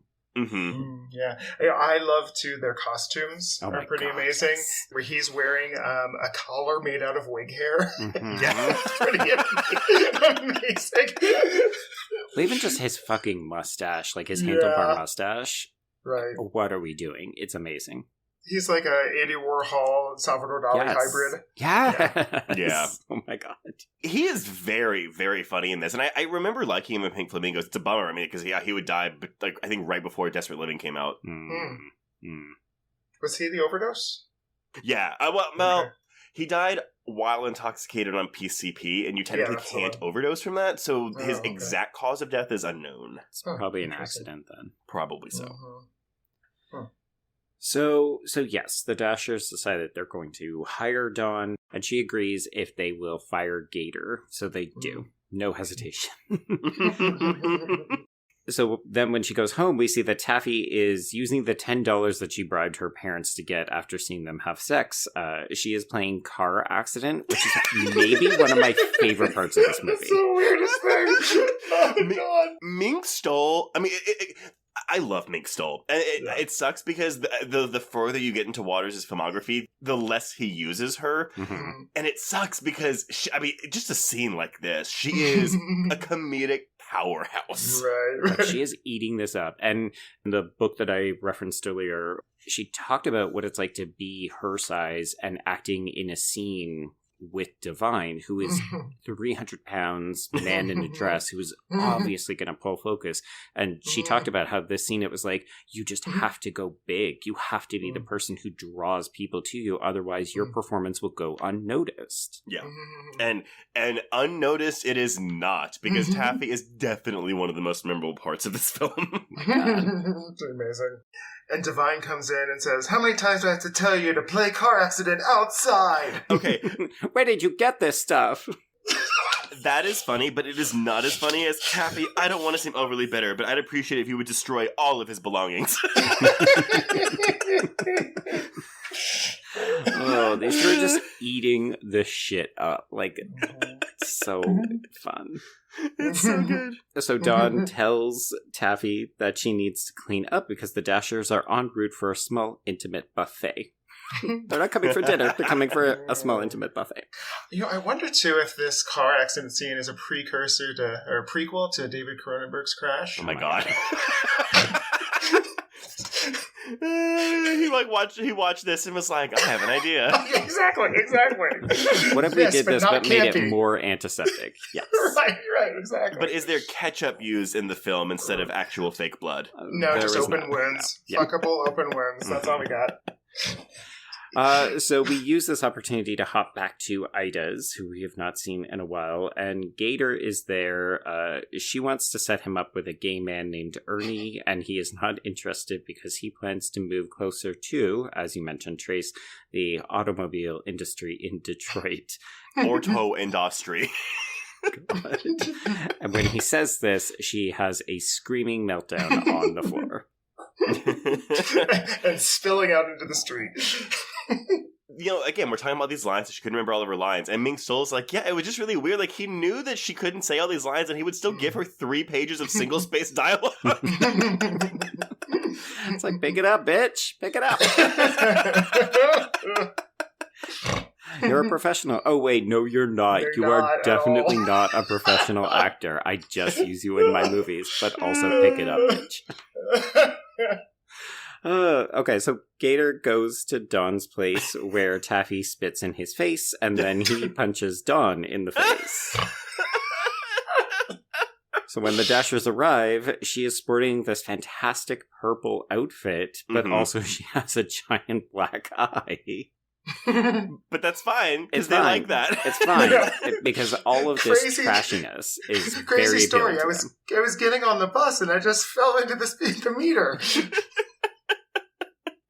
Isn't that I crazy? love just Donna walking down their street like, oh, my clothes. So the Dashers have brought their camera with them so that they can take photos of this dinner because they're enraptured by how disgusting and poor everything is. We should also acknowledge this film is very critical of class. That is the whole point of the Dashers. So yeah, Dawn is going to make them spaghetti. Of course, Donna does not eat spaghetti. But Donald would have a small portion just to be polite. Right, yes. I don't want to put too fine a point on this, but like 30 years later, Here Comes Honey Boo Boo, their favorite dish to make was like pescetti with ketchup, right? Right. So they watch Female Trouble. Yeah, I'm like, that's fascinating. And then they built a life around it, I guess, unironically. God. How long until Honey Boo Boo goes on a crime spree? Oh my god. I mean, yes. So Taffy is upset because Dawn does not have any food for her, so she throws the spaghetti against the wall, and Dawn then knocks her unconscious with a chair, and this is, of course, all captured on camera. This is fantastic. Because they did the chair in one take, and so you can actually see Mink Stole like flinch whenever Divine first raises the chair. She actually says it's the one scene of her career that she would go back and want to reshoot because she thinks it's too obvious. Yeah. But I do love that we get this awesome line delivery of Dawn explaining to the Dashers, I didn't want to tell you this, but my child is, R-word, a child psychologist told me to beat her unmercifully whenever she acted up, but it's never gone this far before. I hope she's not dead. And then they're like, let's take a bunch of different pictures. Look happy. Look sad. Why don't you step on her? But unfortunately, it's cut short because what happens, Joe? Ida shows up and she throws acid in Dawn's face. Like, I'm writing this out and just thinking, this is my life. This is what I write. I write about people throwing acid into people's faces, but it's funny. It's so funny. Oh my god. And but unfortunately, what's not funny is how this makeup looks on Divine's face, because it is disgusting looking. It is, and apparently it would take up to 3 hours. So Oh my God. even though I don't, like, it obviously doesn't look great to a modern sensibility where we're watching this in, like, 4K on the Criterion release, but yeah, I mean, when they didn't have money, this is what they could do, and it was still, like, an intensive makeup job. God, I would have to think that that's more true for the later shots of it, because it's not covered in blood, right? It looks Yes, it's apparently as it progresses, that's when it would take longer. yeah. Oh, that makes sense. It just looks like a bunch of like moldy cornflakes that are just put on her face. Yeah. Know what it reminded me of? Hmm. It reminded me of the not zombies in Fear No Evil, Yes. the like Oh my oatmeal God. zombies. That's right. Okay, yes. That's right. Yes, exactly. It looks just like that. Except, of course, that movie had a budget higher than $25,000. No excuse. No excuses. So we cut to the hospital, and we're Her introduced. face is wrapped in bandages in a way Yep. that seems inhumane. It's like a fucking film noir where it's like we're gonna get this big reveal. like there's no spot even for her mouth to be open. Nope. I do love Donald like bashing that doctor. He's like, I sue and bruise easily. Yes. So I love it because the disparity between this doctor and every other character in the movie is Mhm. night and day difference. This doctor is a real human being and therefore does not fit into the world of the film because he's like, why are you people so horrible? Have some fucking empathy. And they're just like, get out of this movie. Oh yeah, yeah, get out. Like, I think it's a hilarious juxtaposition because I'm just like, oh, this person's acting like, the way a normal person would. Never mind. Doesn't fit in with these misfits. Okay, so everybody crowds into the room. They're all very excited to see what her new face looks like. And the reveal is that, yes, she is heavily scarred, but we all talk about how she is incredibly beautiful now. I mean, which one gets a boner over her look? Right. I forget their names. Princess. That's what was his name? it. One of the hairdressers gets a boner over her look, and Donna is not pleased with that. Because that thing you have there, hanging like an obscene pickle, spare me your anatomy. God. I mean, what's interesting about this, I'm thinking of the proliferation of takes on disability and stuff that we're now starting to have in horror. Mm-hmm. And there's something interesting about the fact that Dawn is, yes, very heavily disfigured. And this movie from the 1970s is saying, actually, you're beautiful. Like, just because you have a scarred face doesn't mean that you have no value to society. Yeah. I mean, Dawn's worth, unfortunately, is measured in how horrible she is as a person, but her face is actually not part of the problem. Right. But I mean, isn't that the joke, though? Because they're laughing at these sort of like bourgeois people talking about how beautiful she is, while we know that she's ugly. Well, I think that is the joke, but I think kind of like the R word, this is something that has actually, like, the joke has changed or maybe evolved. Okay, yeah. I'm not disagreeing with you at all, though. The joke is very much like, no, she hideous, and we're going to say she's I could cry in the face of beauty, right? I mean, it makes the Mona Lisa look like a number painting. like, what are we doing? Okay, so Dawn is brought back home, and the Dashers have renovated her house in red and silver wrapping paper. I mean, I'm not even being, like, jokey here. I think this is a gorgeous apartment. Well, and I feel like, Andy, correct me if I'm wrong, but this is very much giving me, like, Andy Warhol kind of, like, this looks like an art performance piece. And the fact that there's a stage where they then prompt her to take pictures and pose, I was just like, oh, they've turned a domestic space into a fashion space. Yeah.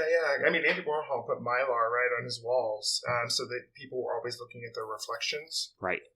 And you know, there's a fun story about Warhol. I think it was Chelsea Girls. He told his performers that they were going to do a performance, and what he did is that he filmed them getting ready, and he never filmed the performance. I love because that. he's interested in like the putting on of artifice, right? That's what's interested in him, not the performance itself. Which kind of applies here. Because a lot of this movie is the build-up to the big performance, and then when you see it, you're like, what the fuck is this performance? Right. A lot of fish looking. Oh, it's a lot of mackerel and trampolines. Oh, man. Just for the halibut. Of course. I mean, honestly, when you say she masturbates with a fish, like... Everybody's just like, oh, we're talking John Waters. Yep, exactly. Holy mackerel. Mixed with a fish. There we go. Bada-ba-bing. Waka waka waka. So there's a bit of a darkness here because the Dashers also then encourage Dawn to use liquid eyeliner, which is aka heroin. Yeah. Liquid eyeliner. Liquid eyeliner! Oh, there's something else I wanted to mention. Just this whole idea of her being beautiful and scarred is really interesting to me because it's Divine, who in no circles would be considered beautiful, right? That's not her appeal, and yet she's been able to become a star based on her sort of lack of looks, her corpulence, right? All of this made her a star. So I think that Dawn, or I think that Divine in a way kind of did identify with this idea. Right. I could see that, yeah. I mean, we should note in this scene, I would argue she looks fucking amazing. Like, this is the scene where she's wearing the one-arm dress, and it's, like, very form-fitting, and I just think the color is amazing on this red and silver background. It's, I don't know, to me, it is very fashionable. I mean, I actually like a lot of Divine's outfits in this movie, especially the one we'll get at the end with the trampoline, with, like, it's the white sequin jumpsuit. Yeah, with the feathers. Yeah.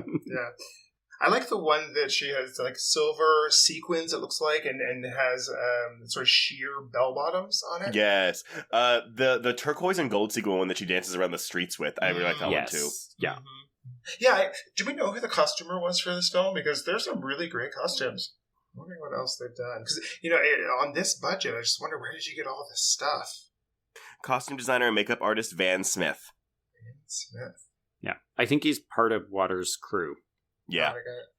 So, around this time, we also learn that there is one final gift for Dawn to unwrap, and it is a giant birdcage with Ida inside, and the Dashers encourage Dawn to chop off her hand with a glittery axe. You can see the edits here, but I actually think that all things considered, this is edited pretty well in a way to make this look kind of real. Yeah. I've seen worse than this, for sure. Yes. There we go. The problem usually is when they think it looks good, and so they're going to put it on camera longer, and then you're like, no, that didn't actually look good. It doesn't look good. Just quick edits, quick edits. I'm not going to lie, Trace, I was not expecting to get another Hook Hand film so soon after Drop Dead Gorgeous, so maybe there's something campy about giving someone a hook. I mean, it's inherently ridiculous, right? I mean, no offense to any hook-handed listeners we may have, and I'm being genuine with that apology, but it's just it's silly. And also, at the risk of being that viewer that's like, well, what about when they have to use the bathroom? What happens when she has to shit? Well, she still has one hand. Yeah. I'm surprised that's actually not a scene in this movie. Frankly. I mean, there's something Shakespearean about it, too. It's sort of Titus Andronicus, right? Oh, boy. Yeah. I mean, at least we don't feed Ida gator. Right. That would also... I'm surprised we don't have cannibalism in one of these movies. Actually, that would be kind of funny, though, if they fed her. They said, oh, it's fried gator. But, then they were like, but it's actually gator. Right, exactly. Wait, it's not fried green tomatoes. Oh, my God. See, exactly. People forget how weird that movie is. Yeah. God. This is becoming my new fucking Lizzie McGuire movie. Fried green tomatoes in terms of endearment keeps coming up too often. But you've seen Fried Green Tomatoes, right? I have not. Oh, okay. Well, yeah, there is cannibalism in that movie. Yes, I know. You have told me a million times. To many people. Actually, talking about consent with that movie, right? Like, no one knows they're getting fed human in that movie. Yes, and it's a heartwarming story about a woman's coming of age, right? Naturally. It's okay. Jesus Christ. It's racist meat. It's fine. But okay, so Taffy comes in here, and I love Dawn's first line. It's like, I was hoping the next time I would see you would be at your funeral. You sure look ugly. They're just so mean to each other, to the point where Taffy says, you know what, I'm going to go find my father. Tell me who my father is. I'm going to go track him down. So this is what she does. She suggests that she wants to stay with Ernie after she finally convinces him to let her in. Did we mention the incest taboo being broken earlier? I don't remember because, Well, it's pedophilia again with incest. Yeah. 1-2 punch. I mean, it's kind of tricky, right? Because Earl is obviously intoxicated. He has not seen Taffy in the entirety of her life, right? Like, he knew that Dawn was pregnant, but that's it. Now, with that said, when she does convince him, he still hits on her, and then he vomits on her, and so she kills him with a butter knife. I think for me, what's gross about just seeing him try to grope her is when he says, "Hey, little Taffy, do you stretch like your mother?" That's the line where I'm kind of like, "Ooh, that's not gonna that's gonna turn some people off." That's so gross. But I mean, we are supposed to think that Earl is a completely despicable character. Like, we don't have any interest or sympathy in him. No. And again, even though it is a 14-year-old character, it's still Mink Stole in this role. So that to me, that if this was actually a 14-year-old girl doing this, like if this was the Hillary Taylor actress, I might be a bit more like, ooh, I'm clutching my pearls at this point. But because it's not, I do find this genuinely hilarious. Right. And if you don't already hate him by this point, his penis is disgusting looking. That is true, yes. He obviously has some STIs going on. It is a stand-in penis. It is not Divine's penis, just a heads up. Yes. Yeah. And also the penis has been treated also with makeup to make it look worse. Yes. Oh, yeah. Like, there's like herpes sores on the tip. Yeah. That's gross. Yeah. But yeah, no, he's dead, and that's great. Taffy is no longer traumatized, apparently. Well, yeah, she's going to have a change of heart and a change of perspective soon enough. All right, yeah, so we get Dawn dancing through the streets because she is so excited to go have dinner with the Dashers. That was part of what the fight with Taffy was about. Taffy was not invited. It was N. She was not invited. N. And this dress is the one that makes it on the film poster, right? I think so. The one that I'm thinking of, where she's kind of reclining on her side, and it's the landscape version. Yeah. And it's kind of a spiritual successor to a similar scene in Pink Flamingos when Divine is like running down the street and everyone's staring at her and Waters is catching all their reactions. He had trouble with this one because he said that people weren't reacting to her, and he thinks it's because he had his scar makeup on, so they felt bad for him. They were like, "Oh, it's a disabled person. We can't stare and laugh at that person." Okay. Yeah, because there's no reaction to any of these people on the street. No. The only one we get is the guy who like kicks out his glass eye, but that's one of Waters' friends. Right. Yeah.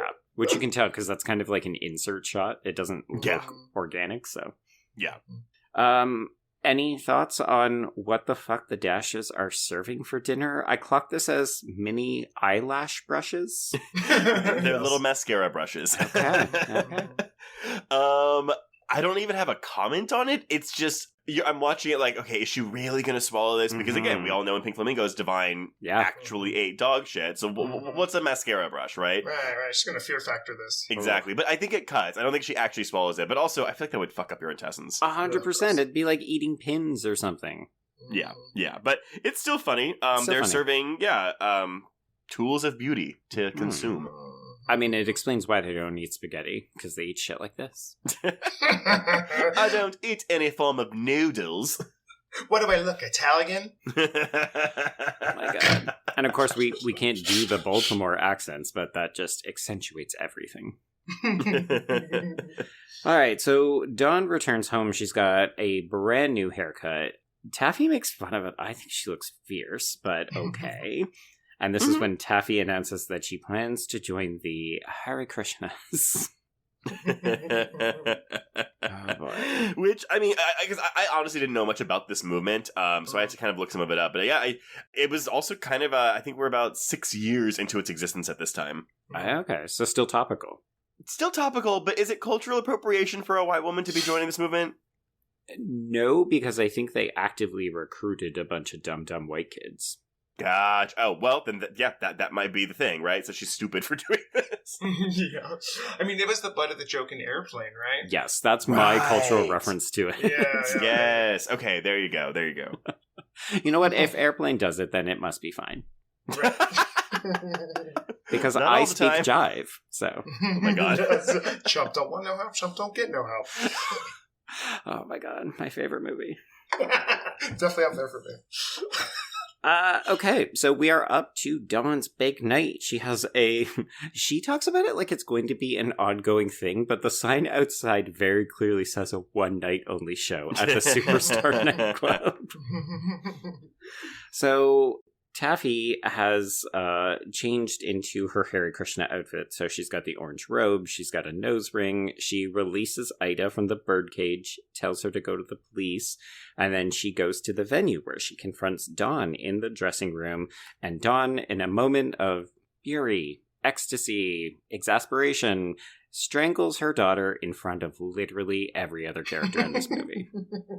I will tell you, though, I'm genuinely upset that we lose Taffy like 20 minutes before the end of this movie. Mm-hmm. I just want more of this character, but I just tell them that my mother, the enemy of spirituality.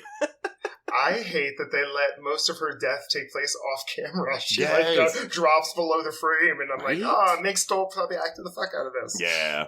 I didn't actually think that she was dead. I thought that maybe she had just been, strangled into unconsciousness, and then she would come back, and I was really disappointed when she doesn't. Yeah. You expect an insert shot if the character's really dead, right? Mm-hmm. I think Dawn's she's finally dead is just That's supposed true. to be the confirmation we all needed. That's true.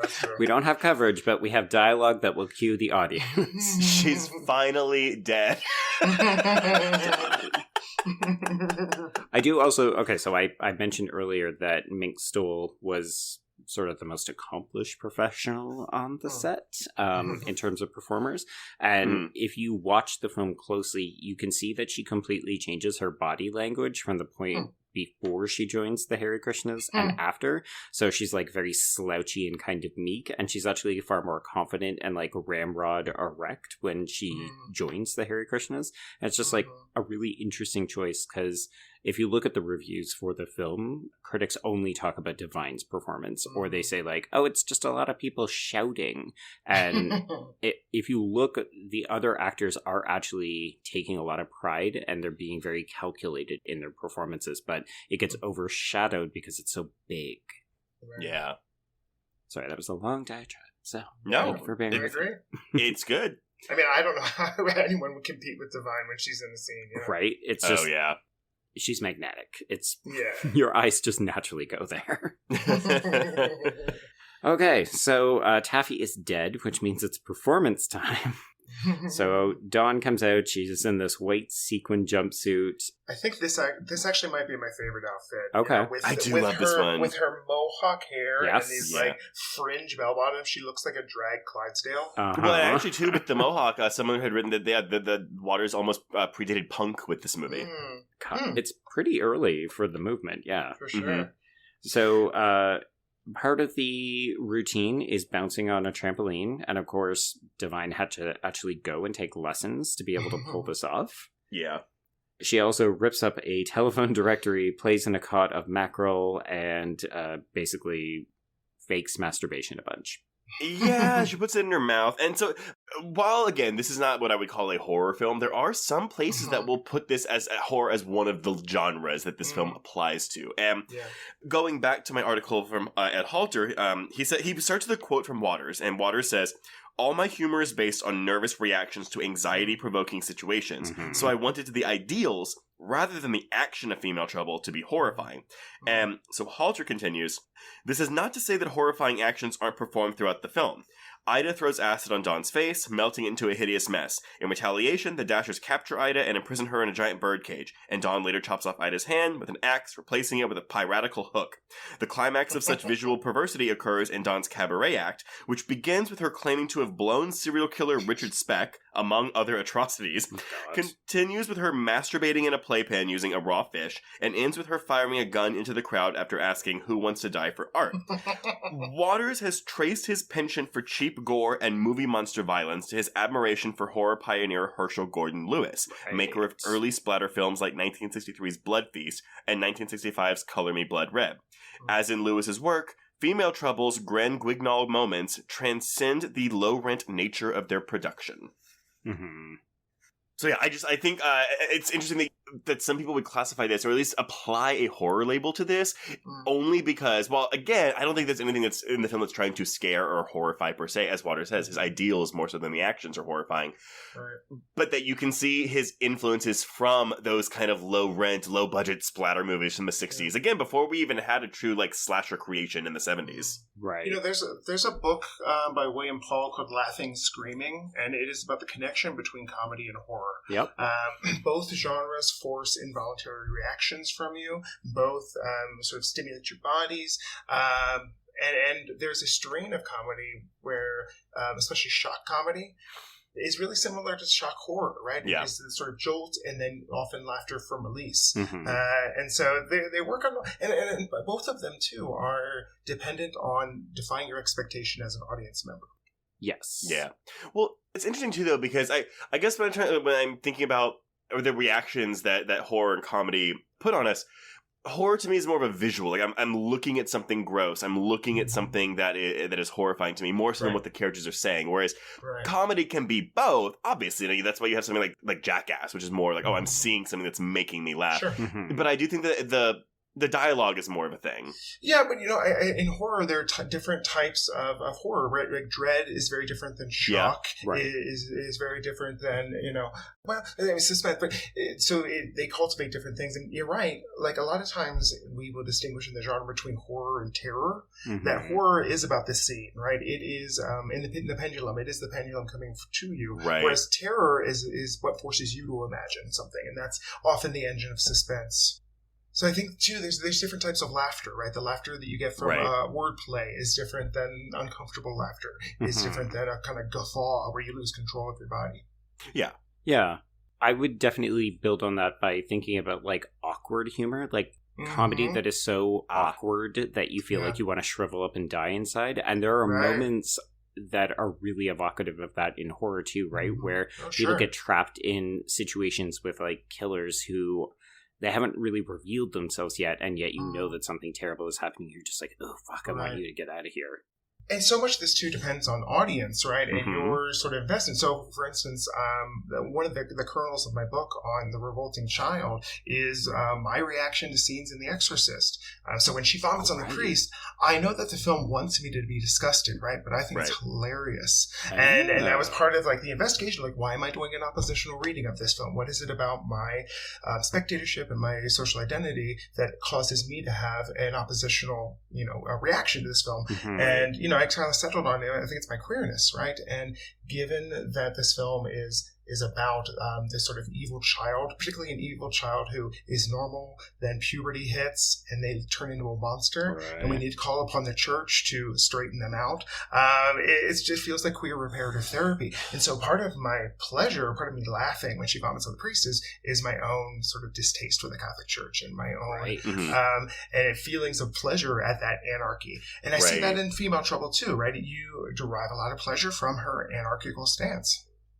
Yeah, and I think, too, I mean, like, there's so much that's funny about this because of the taboo nature of it all. But I even think, too, like, I mean, in horror, like, there are, different subgenres, and some are more, torture porn was, like, more controversial because it's like, oh, I like horror, but I don't want to see, like, that. It's like, it's too real or it's too upsetting for me. Or, you talk about something like a Serbian film, whereas when it comes to comedy, I actually think that the most polarizing form of comedy we see today, outside of something that is dealing with taboos like Female Trouble, is cringe comedy. I think that cringe, like I can't tell you the number of times I've tried to get someone to watch Crazy Ex-Girlfriend, which is a really, really good show on the CW, or was on the CW, but it is primarily consisting of cringe humor that's just very uncomfortable, very awkward, and asks you to laugh a bit. But I've noticed so many people have trouble laughing at cringe comedy because it's too uncomfortable for them. Yeah. I love this idea of, like, cringe and awkwardness, but also the oppositional reading and, like, how people react differently based on their circumstances. And it actually is a nice segue opportunity to come back into the film because, one of the weird things about this performance is that it's not good. Like, it's not even good performance art. It's just shit. And yet the soundtrack is people thunderously applauding every little action, right? And it's easy to imagine ourselves being in this room and either saying, am I going to go along with this? Am I going to appreciate this? Am I finding something different or artistic in it? And I feel like that's actually one of the things that John Waters wants you to do with the entirety of this movie. Like, are you laughing? Are you entertained? Are you having an oppositional reading? Or are you siding with the queers and the misfits and the deviants? Oh, I love that. I love that. So it does not end well for this audience. Yeah, she does invite someone to die in the name of art, and then she just shoots that guy. Not a blink, too. He's No. like, I do. Bam. It reminded me of the singing telegram girl from Clue. Yes. Oh. My favorite. And 10 years, that would be like 10 or 11 years after this. Yeah. Was it? Oh, who was it? It was one of the Go-Go's, right? Jane? Yes. Yeah. Fun. So, obviously someone dying in the middle of an art performance causes people to scatter. The police arrive. They just randomly start shooting everyone. And I was like, oh, wow, okay. Trace, actually, if we're thinking about another horror film, when we covered 28 Weeks Later on the Patreon audio commentary many months ago, we talked about how terrifying it is in that moment where the army just starts shooting everyone because they can't tell the humans from the zombies. And in this scene, this is like the comedy version of that. It's like, we can't tell who the gunman is, so we're just going to shoot everybody. Well, until the Dasher's like, we are upright citizens. Like, okay, you can go. Yeah, exactly. Because, of course, they look the part, so... Yep, so Dawn flees into the woods, where she is eventually sought out and apprehended by the police.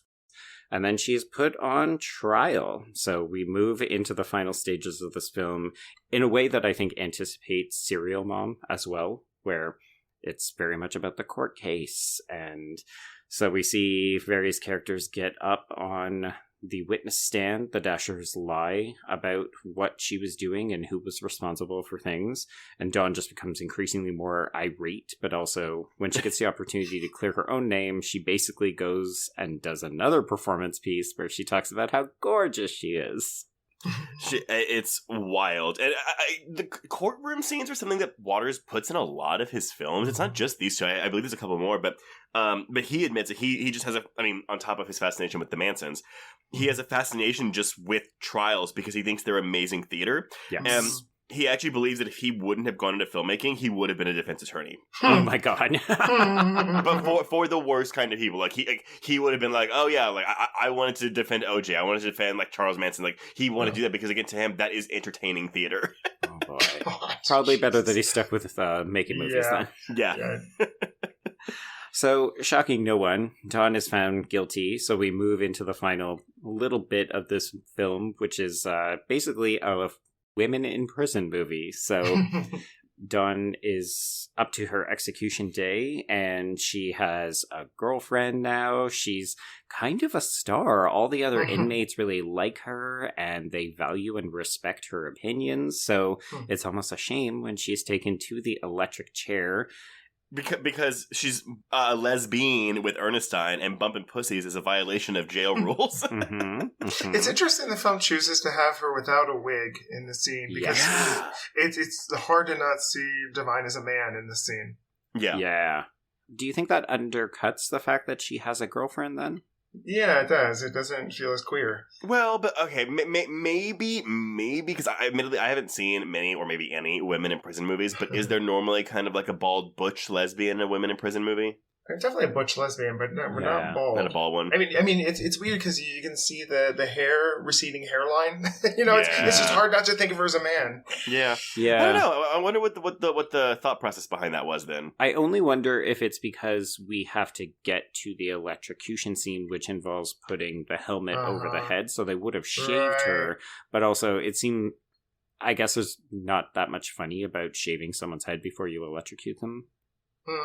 Oh, yeah. But you know what, though? I could see it as a missed opportunity. Like, if we're... Well, no, yeah. I don't know. I don't know. Yeah. I just wish they shaved it to the point where I don't see Divine's receding hairline. Right.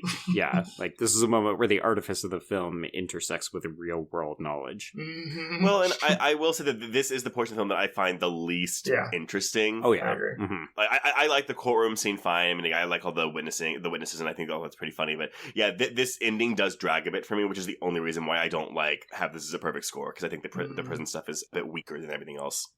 It's interesting to me because for me, they're really invoking Sunset Boulevard in this end, right? Where she says, "I want to thank all my fans," and it feels like a real echo of Norma Desmond's lines, where she's like, "I thank all the beautiful people out there in the dark," and she's looking directly at the camera at the end of Sunset Boulevard. It's a really interesting kind of postmodern moment. Here we too get Dawn directed to the camera as well, but it doesn't work. It's just not as clever.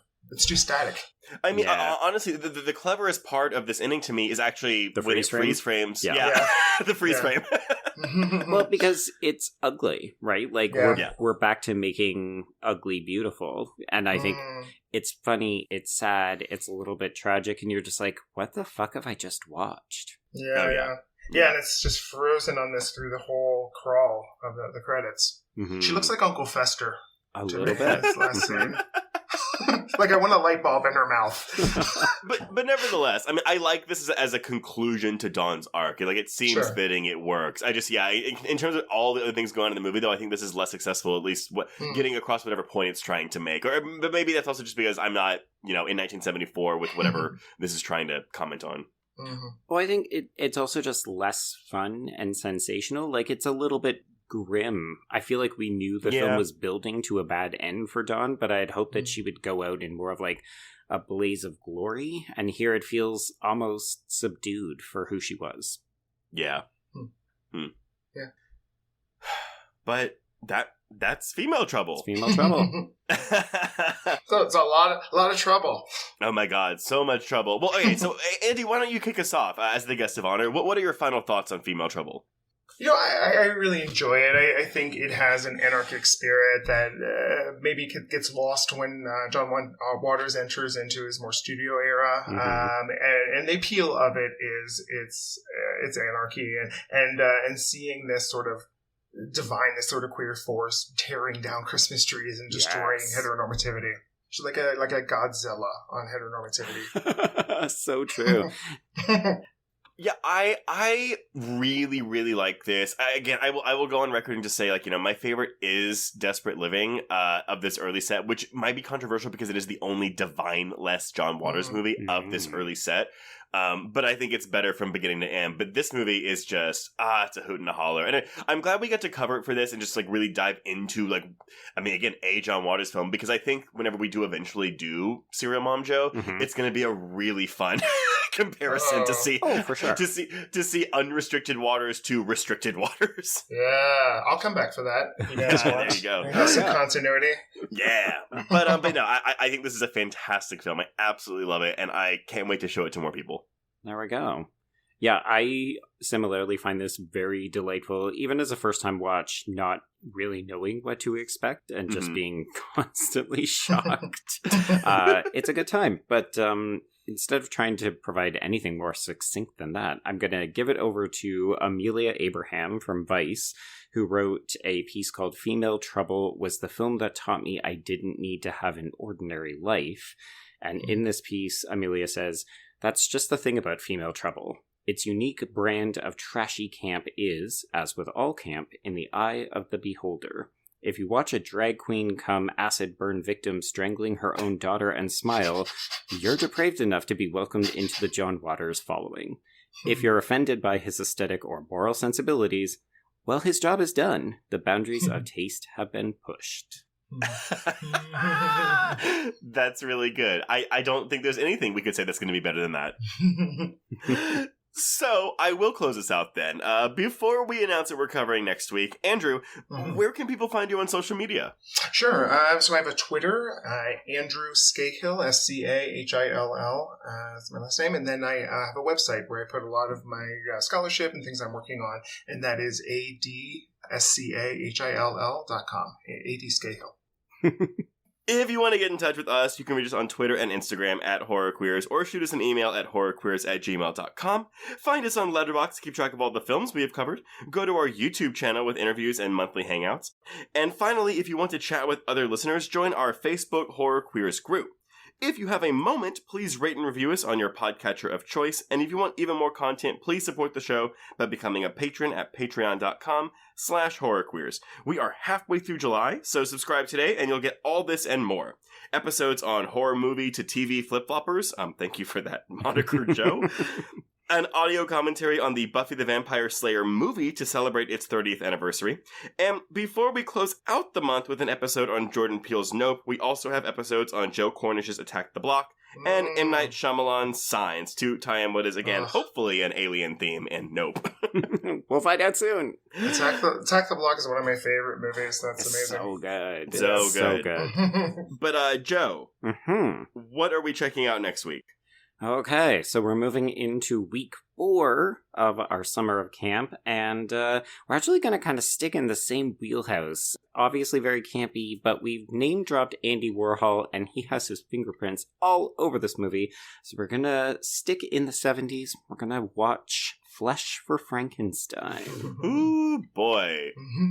I have only seen this film's, sibling, the Blood for Dracula movie, but if it's anything like that, I will just say y'all maybe be prepared for some more provoking content. Oh, sure, but sexy young Udo Kier trace. Yes, absolutely. And I believe, correct me if I'm wrong, Joe, this might be streaming on Shudder? As of the time of recording, yes. There we go, okay. So until then, everyone, we can cross out female trouble.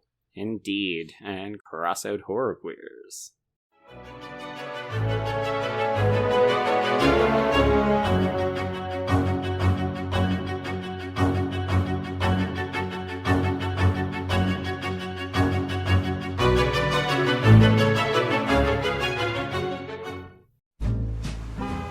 Atlas Avenue, a long stretch of road that encompasses everything the city of Kennett Heights has to offer. Neon lights, traffic, crime, the hustle and bustle of everyday life, and the craziest of characters. My office was above it all. My name is James Locke, and I'm a PI. Hello, Mr. J. How the hell you doing today? Good, Edith. Nearly every year I have a new case. New people to meet, new clues to discover, and new problems to solve. But I do it the old-fashioned way. No technology. Nothing post-1950. Hell, I don't even listen to podcasts, but you should. Atlas Avenue Beat is a spoof of the film noir genre with goofy characters, tons of wordplay, and non-stop raunchy humor. There's also 3 whole seasons out right now with more on the way. Just search for Atlas Avenue Beat wherever you listen to podcasts or visit us online at bloody.fm. It was late in the afternoon when the Professor and I took our way towards the east, whence I knew Jonathan was coming. Jonathan Harker has asked me to note this, as he says he is hardly equal to the task, and he wants an exact record kept. Dear Madam Mina, I have read your husband's so wonderful diary. Strange and terrible as it is true. I will pledge my life on it. God preserve my sanity, for to this I am reduced.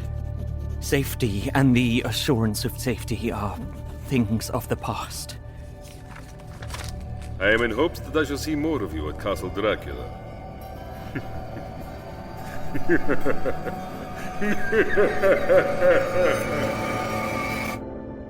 Listen to Regarding Dracula wherever you listen to podcasts, or find us online at bloody.fm.